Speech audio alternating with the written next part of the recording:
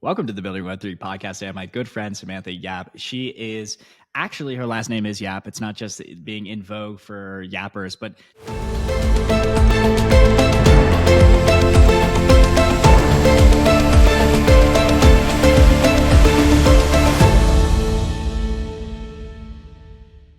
tell us a little bit about your background, how you got into this Web3 world, and then tell everyone what you do. Yeah, thanks for having me, Jack. So I am Samantha Yap, and I happen to run a PR firm called Yap Global. It is my last name, but also I like to say that Yap, Y-A-P, stands for Your Angle Presented Globally. I used to be a journalist. I studied journalism at uni, and I really wanted to continue being a journalist. I wanted to continue covering current affairs and politics. But in 2017, I got introduced to Bitcoin. And as everyone says, I fell down the rabbit hole. But I was really fascinated by what Bitcoin could do for the future of money. And so I started to learn about it. I bought my first Bitcoin. I also started to play around with Ethereum. I think at the time Ethereum was $150 per ETH. So it was growing. It was rising as well. I think it went to like 300 something that year. And I started going to meetups in London, and I realized a lot of these founders need help telling their stories because I could sense and feel the passion that they had for what they were building, but I couldn't really make out or understand exactly what they were building. And I was like, hey, there's a communication problem here. Hey, these guys need help with translation. So I started to study a little bit more about the technology. And I actually reached out to one of my first clients and I said, hey, you got a great product. I like, your vision and your mission, but I think you need to work on your blog. And so they brought me on to help them with, the messaging on their blog. And then over time, I started to help them with PR. And then I started to take on more clients from there. Now, Yap Global, as we speak, we have 30 people across the world. We have offices in New York, London, Singapore, and South Africa. And we support leading clients ranging from Coinbase in Singapore, Arbitrum Foundation, Lido, ENS, Near, Morpho, to name a few. Lovely, you guys. You've got the real big dog. So let's talk a little bit about, because we have a lot of founders and aspiring founders that listen to the podcast. Let's talk about how they can kind of position themselves in 2025. Like, what are you mentioned? People struggle to kind of articulate their story. What are some of the things you help with? And I think let's take a step back and look at our industry. We're in the tech industry. I think a lot of the bright minds that are building things in crypto, they're intelligent, bright people. They usually like to be, on their laptops, behind the screen pretty much and building. And they have to look at a lot of charts and they just, I think that's their default. So being in the front, leading, communicating externally doesn't come naturally to a lot of crypto founders, and it's also often awkward, shouting about yourself or talking about what you're building because people are allergic to shill. They don't want to be seen to shill their project, but there is a benefit to being in the front and leading your project, protocol, organization from the front, because people relate to people and people want to hear from a founder. And if you just look in the industry, you see, with every even tech giant, there is still a figure like a spokesperson that people look to, like Mark Zuckerberg for Facebook and Meta, and you've got Tim Cook for Apple. And so even in crypto alone, you've got Brian Armstrong, who's quite vocal for Coinbase, Jesse from Base, and Vitalik. He's not running Ethereum. Ethereum is very much decentralized, but he's still seen as the clear leader for the Ethereum community. And I think people want that. People want to follow people. And so that's what I try to encourage founders, that you kind of need to get, out from behind your screen and in the front. You have to go and speak at multiple events and represent what you're trying to build if you really want to onboard, your clients, customers, and users. But first, let's talk about our amazing sponsor, HiMapper, who helps make this show possible. They're keeping maps up to date in a really clever way. All you need to do is drive your normal routes with their smart dash cam installed. No extra routes, no extra hassle, just drive like you always do and get rewarded. Join HiMapper and keep the map fresh for everyone. All right, so let's imagine there's a founder out there that's like, Samantha, I hear you. I'm bought into founder-led marketing. I'm not good at posting. I'm not good at speaking at conferences. What do you kind of recommend to them?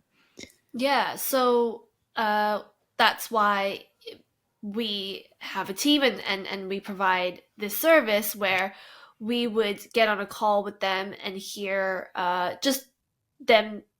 We'll get them to download their thoughts, and often we can spot and find some, gold nuggets in there, and we'd be like, hey, what you just said there is actually really exciting, and that's really fascinating. So what we do is we will compile their comments and their notes, and we would turn it into a content. We mainly focus on the PR side first. So we focus on, how do we get you speaking to reporters and sharing, your story, your angle, your perspective to media, whether it be crypto media or mainstream media.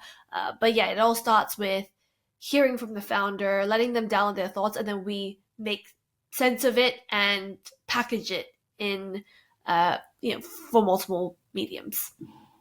Interesting. So let's talk about how this works, marketer to marketer, because we love marketing on this podcast. So is it, hey, we're going to interview the founder. We're going to kind of help them craft their origin story. We're going to create like their like a strategy doc, maybe some content pillars for people unfamiliar, like common things that you could post about. So for example, I post about AI, I post about Web3 marketing, and I should post about crypto culture. So like those are my 3 content pillars. And of a content pillar, you can just break that down. It's like, all right, well, if we're talking about Web3 marketing, there's KOL management, there's PR, there's events, there's this, there's that. So each of those just helps you not stare at a blank screen. So talk to us a little bit about the process. Yeah, while I'm here talking about how we need to push more founder led comms, as a PR agency, we work also with the organization. So we usually start off our partnerships with our clients with a brand positioning workshop, and it's similar to what you said. Having the 3 pillars of what are your 3 key messages. So we would kind of workshop with our clients and go, hey, what's your edge? What's your unique selling point? What do you want to be known for? What's your vision, mission? So we will workshop all those items, and we will build a guide. And then that guide will be like our Bible and like inform us how to talk about the client in different mediums. So a lot of DeFi crypto protocols, they number one need to talk to the crypto savvy community. So they need to get in crypto media. But their message for crypto media is going to look a little different to when they want to reach institutions, because they want to onboard more institutional users. And if we want to, pitch them to, be on the CoinDesks and the block and crypto, we want to get them on CNBC and on Bloomberg. But the message, the tone, and the way we approach a pitch there is going to be different. And so, yeah, we would also build different pitches for different strategies. So this is more for the company, the organization, the foundation. But then similarly, we will then also focus on the key spokespeople, whether it be the founder, whether it be the CTO or COO, and then we will build their messaging, their profile, what are their expertise, because within a organization sometimes you have someone that's more technical and someone that's more visionary, and we will also take all of that into account. Yeah, so for people that are unfamiliar with marketing, let's say like founders are new, are there we hear about founder-led marketing, and then there's building a brand. It seems like everyone's loving what was that book, The Story Brand by whomever, so people can look that up after the show. But talk to us a little bit about the difference in marketing a person versus marketing, I guess we would call it an entity or a firm. Yeah. A person is definitely more interesting because you can really hear from their story. And as I said, humans relate to humans, and so you can make them more relatable. Sorry. And marketing a organization is a bit more challenging because you're trying to build a a company brand and a voice, but like there's no person behind it, so you kind of have to like think about the nature of the person. So I mean, those are the two differences. If I'm going to talk about founders, I mean, I love the founder aspect because we also do media training, and so I love also yeah we like to generate like different scenarios, and we go, okay, if you were to talk to a Financial Times journalist, and we would grill them, and maybe like grill them with regulatory or difficult questions, and it's very fascinating to see how they would respond. I love getting to the heart of that because you can really see, in different scenarios how they'll react and respond. Some people might be more technical, some people like will thrive in that situation. And so just with founder comms, I love it. It's more interesting, and there's a lot to it. Even with, I mean, things that people don't think about. I used to work in broadcast journalism, but it's just like how you dress, how you look, how you come across on screen. Like, I mean, this podcast right now, I haven't done a podcast in a while, as I shared with you, but I was very adamant that I needed to make sure my lighting was good, I have a good camera, and have a good mic, and I think it makes a difference. I know, we do a lot of virtual. I think COVID has spun out a lot of virtual interviews, and you have a camera on your laptop that you can use, and it's okay. But this podcast is gonna appear, hopefully on X or YouTube, and is gonna be there for like ever, or not ever, but it stays online. So you want to make sure that every time you appear, you look good, and you come across, and you represent your company well. So there's little details like this that I think we like to take. Yeah, kind of developing essentially on-screen authority. Essentially, one way people could think about this is like, let's imagine someone's going to try to help get you a loan, and they have a suit on. You're like, you probably just trust that person a little bit more than when I'm wearing like my oversized Elements t-shirt and like a chain. So, it's all about just like building the perception. So do you help with that? So let's look at somebody like a Mark Zuckerberg. So Mark Zuckerberg probably like 2 or 3 years ago looked like a dork. No offense, Mark, if you're listening to the podcast, would love for that to be the case. And now he looks cool. Do you guys help founders like, with their image, things of that nature? Or is it mostly like, hey, written comms, kind of how you come off in interviews? Well, number one, I wish I had, a budget to help a founder, do a full makeover. And I respect them, and maybe they don't, like, a lot of founders don't like that, and they love being in their hoodies, and I respect that, and that's being very authentic. However, we challenge them. Well, let me say real quick, not all hoodies are created equal. Like, there could be a really nice hoodie, and there could be like one that has holes in it. Okay, not strategic holes, by the way. Okay, well, let's talk about, like, we're talking in 2025 when, we've got a pro crypto US president, mainstream media is paying attention to crypto, and then CNBC and Bloomberg want an expert to talk about what's going on. We don't want someone on CNBC and Bloomberg to be wearing a hoodie and representing the industry, and because first impressions matter, like, regardless of whether, I get that you want to be authentic and true to who you are, but why are we doing this? Why am I doing this? I'm doing this because I believe in crypto being the future of money, and especially now when the spotlight is back on crypto, when it's a very positive sentiment, we want to present a good light. We want to present a good front, and we want to be trustworthy, and to be trustworthy, you need to look normal. And you need to consider all these things. So where we work with our clients is if they were to do a video or TV interview, we will highlight, little things like don't wear stripy tops on TV because Oh, that's very good it'll advice. play with the lines. Don't wear whites Hmm. because the balance will be off. Like there's just little tips like that. The balance on color for white, little things like that. You just need to coach, and then we talk a little bit about body language and tone of voice. So because I like to refer to the Mehrabian communication model or tool, but basically the that 55% of your message comes from your body language, 38% comes from your tone of voice, and only 7% comes from your content. So yeah, whatever I'm saying right now, people might not receive it unless I present it with a very enthusiastic, tone of voice, and Hmm. my body language says I'm excited about, like shows that I'm excited about what I'm talking about.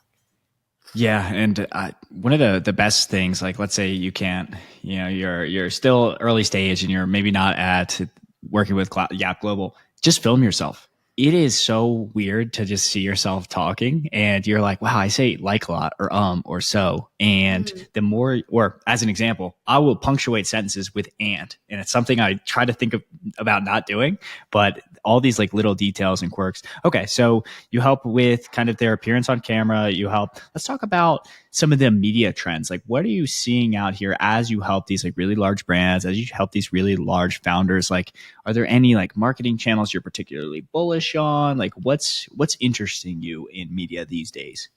Yeah. So narratives move super fast in crypto. Like, so we have a newsletter called The Context, and the top story. I mean, let's just take. Okay, I know this is a timeless, well, it should be a timeless podcast, but okay, I can speak at a time where the week before the inauguration, Trump's inauguration, there was a lot of excitement. They were hosting a crypto ball. And then, meanwhile, a few jurisdictions were banning Polymarket because of how that could influence, policies. And then, so Friday, ends, crypto ball happens. Then the weekend, meme coin, Trump and Melania meme coin launch, goes up to multiple billions in fully diluted valuation. So much happens in just 2 days, and then like Monday comes along, inauguration happens, and there's more executive orders and stuff being talked about. So my message is this: there's no one narrative or story that stays like long enough for a year. It's very fast turnover. News stories move. So how do you keep up with that? Well, number one, yeah, staying on top of the news, staying up on top of the trends. Because I always say that crypto is technology and finance and politics, and it's also philosophical in a way, all in like one industry. So there's so many facets to it.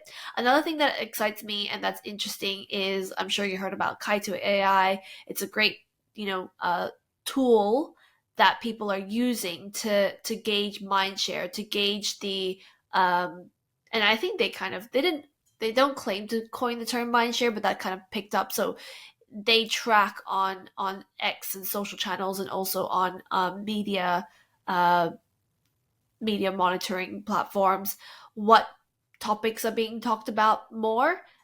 So as of late, it was more AI than DeFi, and so I think that's interesting because that's how we track what's trending, what's what people are paying attention to, and what information people want to receive. Because at the end of the day, everyone wants engagement with their protocol, their project. Even media organizations want engagement, and then they also want to know, well, what is capturing people's attention. And yeah, right now, as we speak, it's AI and AI agents. Yeah, well, it makes sense. I mean, if we really look at business from a very meta perspective, right? There's only three facets of business. There's traffic, there's conversion, and then there's retention. So it's like everyone wants attention, which is just traffic. So it's like, how do we get more traffic into our project? How do we get more users using our project? Now, we're kind of out of this area in crypto where back in the day you could kind of launch a DEX and you're relatively novel. Now we're seeing a lot more competition. We could say like there's a lot more, what is it, blue ocean theory? There's a lot less blue oceans. So how do you help people kind of differentiate themselves in these relatively crowded markets that we're now encountering? Yeah, that's a good question. I think so. There are a lot of new protocols launching every week now, and it's crowded and it's noisy. So, how do you cut through the noise? Well, I actually think going back to media, even though people say, oh, X is the new media platform, people are posting X articles, but there's only a handful of crypto media publications. There's CoinDesk, there's The Block, there's Decrypt, there's DL News, there's Blockworks. These are all publications. I think as much as the industry and even Elon Musk likes to say, X, you're the new media now, a good filtering tool and a good trust building platform is also the media, because you kind of want to turn to say Blockworks and go, okay, what they're a newsroom, and we hopefully they're trustworthy and they're doing journalism properly and ethically. That's what we trust. And they're covering what's top of mind and what's top story. So I think actually getting into the media and PR is how you cut through the noise. On X right now, there's all this talk about marketing. There's a lot of marketers, but not much banter and talk about PR. But PR is actually, I think, the more, I guess, I'm going to choose my words wisely here, but yeah, it's the more considered and grounded way to get attention. Because, if you want to get on Bloomberg, they only have, like, in a morning show, they only have, like, a handful of slots to talk about crypto. And so how do you get your client there? Yeah, I hope that answers your question. Yeah, no, that does answer my question. I mean, it's funny. I don't think much about PR because it's not a service that I provide. So I get reached out to by a lot of PR agencies to have people on the podcast. But yeah, it's not something I think all that much about. I'll often get like emailed and they'll be like, this person was on Blockworks. And I'll be like, okay. Because like I guess I'm kind of hip to the media game, that like it doesn't impress me that much, but like Bloomberg, that makes a lot of sense. So maybe talk to some of our more jaded listeners like myself that are like, I don't know, like if somebody appeared in Blockworks, didn't they just pay for it? Like, yeah, no. Well, so with all these media platforms, there is an editorial section and then there's like a paid sponsored section. So you hope that they all have reporters and they all have reporters. They cover stories and they look to cover the top stories of the day. And so when they get covered there, it actually is, in our world, it builds trust and it builds credibility. And I hope it continues to do that because any project, if there's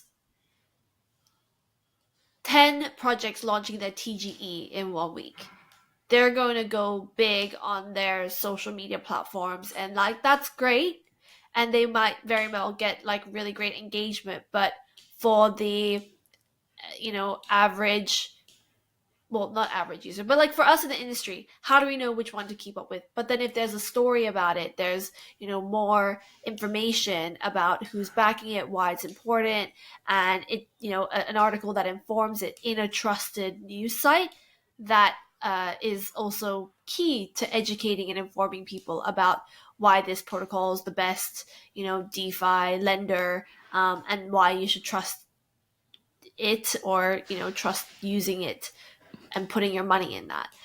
In crypto, people are trying to also build that trust and earn that trust so that people will use their protocol and deposit crypto and use their apps, right? So you have to build trust. All right, I'm gonna help with the bull case as well here, just because now you give me some ammo to think about it. Okay, so it's kind of like going to a country club, right? Like people paid to get in the door of a country club, but by the ability to pay, like let's say 15 grand to get into that country club, they're an interesting person. And then it's like, okay, well, we see that they have paid media. All right, who are their VCs? And then it's like, okay, well, have they been on reputable podcasts? And we're kind of always looking for these clues in the environment. Is like, is this person reputable? Do they have a big thing I hate is NFT profile pictures is like, are they doxed? Can I see them on YouTube? Do they exist in the real world? And all of these are clues. So the more paid media you were to have is the more high likelihood that you're reputable. Of course, we can never know 100%, but that's how I'm kind of reason about it. How would you say? Yeah, well, I'm going to correct you there. Paid media is one thing because anyone can pay, though, because also you could have a lot of money and you can pay. Sure. You can pay your way into like a Forbes article. But earned media is not for forever. Like journalists they always say they get 100 pitches a day. A journalist is not going to write, like you can't bribe a journalist. Like, hopefully there's we all have we live in Latin America here, so but the proper journalists that are doing good work and are also here to also hold people in the industry accountable. They are only going to be able to write 1 or 2 stories a day. How do you make sure out of the 10 TGEs that is going to get covered that week that is yours or that they cover yours? So there's a way to build your story and tell your story. And all of those have to add up, though. You've got to have great backing, great tech, great, raise, significant, number, like, So for listeners that are unfamiliar, essentially there's different kinds of media that can be taken. There's earned media, there's paid media. Kind of differentiate those, because I feel like we introduce the terms and then it might be confusing for people. Yeah, so paid media is sponsored content. So when you can pay and you can control the content. So paid media is often very shilly. Well, it's promotional. It's like it can be done in a very sophisticated, but it's an ad. It's an ad.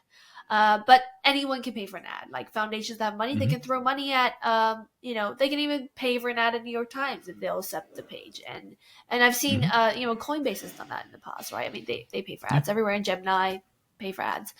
We're pro ads, by the way. But earned media takes time. Like that's why we can't guarantee coverage for clients, but we do our best to earn that coverage. So we do it by building relationships with journalists. So say we're trying to break into mainstream and financial press, like, for example, the Bloombergs and the CNBCs, right? They are also covering the traditional financial market. And so crypto is just one small portion, or however it's growing, because they all have that they're growing their teams. But you can't pay your way onto CNBC or Bloomberg, right?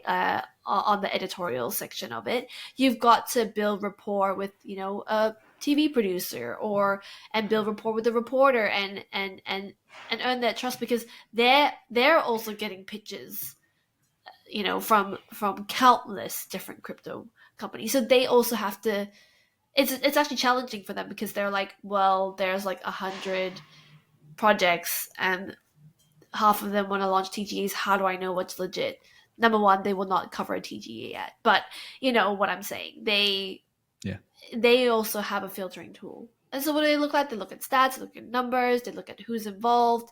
And so we are here trying to, we package all of that for them. Yeah, that makes complete sense. Well, I know you have a limited time, so I do appreciate you coming on here and yapping it up with us. Talk to us a little bit about where people, like, who do you want to reach out to you? Like, who's like an ideal customer for you guys?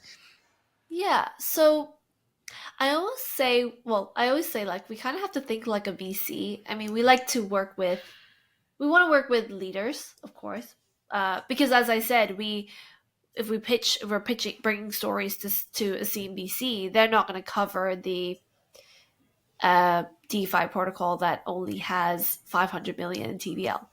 No offense to that, but they want to see traction, because they look for numbers, and I like to talk about the 3 N's. They look for names, numbers, and negativity. Of course, you want to steer clear on the negativity side, but like names, brand names, numbers. So in order to make those big media moments happen, we also have to have the clients that are newsworthy, and worthy to talk about. So we want to work with the top leaders in the space, and to put it simply. Absolutely. Well, the big dogs, the big projects, reach out to Samantha. I'm sure you can reach her. Where can they find you on social media? Yeah, I'm on Samantha W Yap on X, and our team is Yap Global team. I want to just shout out that we got gifted the Yap.eth ENS name, Wow, which is congrats. we're very grateful for that because we've been working with ENS. Someone from the community gifted it to us because they said, yeah, we should have it, and I'm very honored to hold that address, especially this time where everyone loves talking about yapping. So that's who we are. Yeah. I know. I actually asked her off camera. I'm like, is that your real last name? Because it's so in vogue right now. Yes, for now. Her. Well, Cool. everyone can go follow her on social media. I'll put the links in the description. Samantha, thanks for chatting up with us about media and all things PR. And let's continue building the future of on chain.